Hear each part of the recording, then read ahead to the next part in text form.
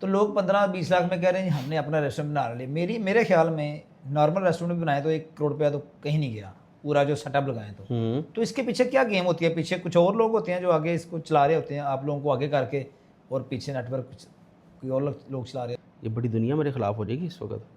अच्छा ना, बहुत सारे व्लॉगर्स ऐसे हैं जो कि झूठ बोल रहे हैं कि इतने करोड़ से मैं रेस्टोरेंट बना रहा हूँ, आपने आना है, स्पोर्ट दिखानी, ये करनी है। बाद में उसके ऑनर कोई और होते हैं, सिर्फ मार्केटिंग स्ट्रेटजी है उनकी।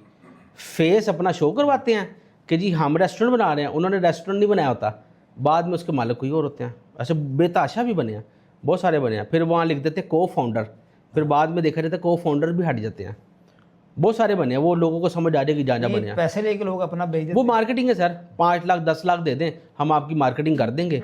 तो हम शो ये करेंगे कि हम फेमस हैं, हम रेस्टोरेंट बना रहे हैं, लेकिन फ़ायदा आपको होगा। लेकिन वो 1-2 रेस्टोरेंट वालों से मेरी बात हुई है, वो उन्होंने प्रमोशनें मेरे थ्रू किसी और व्लॉगर की करवाई हैं, वो बेचारे रो रहे हैं। DHA में एक बड़ा अच्छा सेटअप, बड़ा पैसा लगाया, बारेश आदमी, बेगम उसके साथ, सर वो कह रहे हैं कि हमारा बेड़ा गर्क कर दिया।